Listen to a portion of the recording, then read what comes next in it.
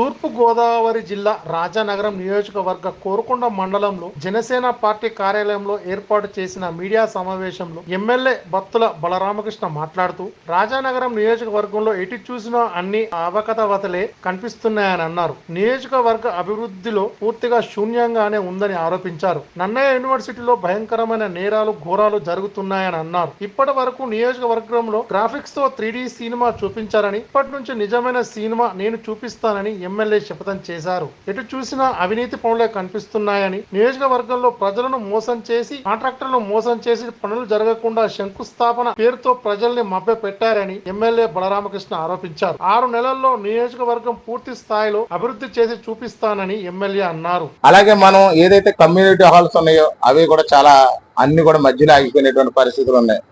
ఇవి కాకుండా చూస్తే ప్రైమరీ హెల్త్ సెంటర్స్ ఆగిపోయినాయి.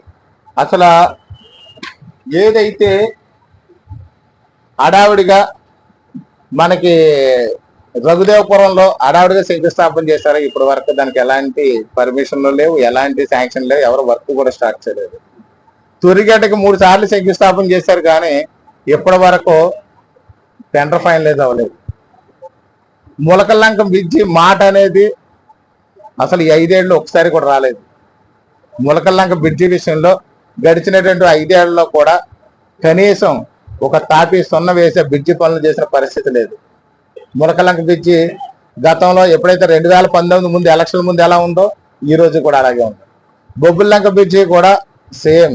అది మొన్న వరదలు వచ్చినప్పుడు విచాంగ తుఫాన్ టైంలో ఆ ఉన్న బ్రిడ్జిని కూడా పగలగొట్టేశారు తప్ప అక్కడ బ్రిడ్జి అనేది పనులు టెండర్ పిలిస్తే కూడా ఎవరు రాలేదని చెప్పేసి ఆ టెండర్ కూడా ఫైనలైజ్ అవ్వలేదు.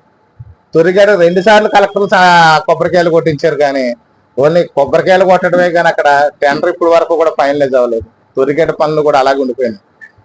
సీతానగరం రోడ్డు పనులు అలాగే ఉండిపోయినాయి. తొరిగేట పంపింగ్ స్కీమ్ పనులు అలాగే ఉండిపోయినాయి. అలాగే బొబ్బులంకది అలాగే ఉండిపోయింది.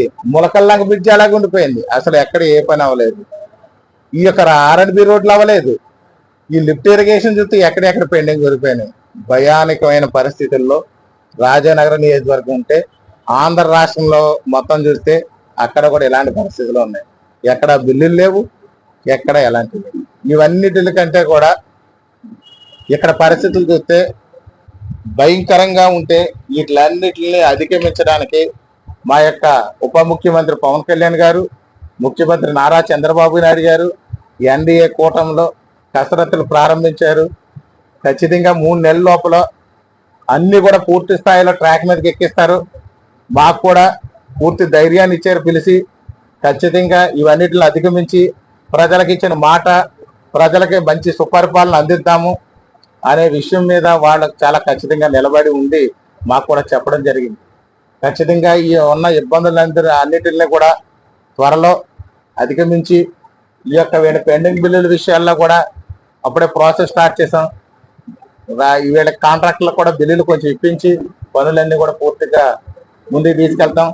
రైతులకు 2 పంటలకే కూడా చివరి ఎకరాలతో సహా ఖచ్చితంగా నీరు అందజేస్తామని చెప్పి ఈ సందర్భంగా తెలియజేస్తున్నాం. అదేవిధంగా రాజానగరం నియోజకవర్గంలో గంజాయి బ్లేడ్ బ్యాచ్ల మీద ఉక్కుపాదం మోపి ఖచ్చితంగా ఎక్కడ ఎవరు కనిపించినా సరే వారి మీద చట్టపరంగా చర్యలు తీసుకుని అసలు రాజానగరం నియోజకవర్గంలో గంజాయి బ్లేడ్ బ్యాచ్ డ్రగ్స్ లేకుండా పూర్తి స్థాయిలో నిర్మూలిస్తామని చెప్పి ఈ సందర్భంగా తెలియజేస్తున్నాం. అక్రమంగా దోచేసిన అన్ని కూడా బయటికి తీసుకొస్తాం, వెలికి తీస్తాం. నన్నయ్య యూనివర్సిటీలో భయంకరమైనటువంటి దోపిడీ జరుగుతుంది. ఎంతో ప్రతిష్టాత్మకమైనటువంటి నన్నయ్య యూనివర్సిటీలో గత ప్రభుత్వంలో అన్ని అక్రమాలే. ఈసీ కమిటీలు సొంత మనుషుల్ని, మాజీ ఎమ్మెల్యే గారి సొంత మామని వేసుకుని పరిపాలన సాగించారు. అక్కడ ఎగ్జిక్యూటివ్ కౌన్సిల్ దాంట్లో కూడా సొంత మామను పెట్టుకుని నచ్చిన విధంగా ఫండ్స్ ట్రాన్స్ఫర్ చేసుకున్నారు. నచ్చిన విధంగా అక్కడ యూనివర్సిటీలు అన్ని అక్రమాలే. పర్మిషన్ యూనివర్సిటీకి పర్మనెంట్ ఇంజనీర్ లేకుండా బిల్డింగ్లన్నీ కూడా కట్టేస్తున్నారు.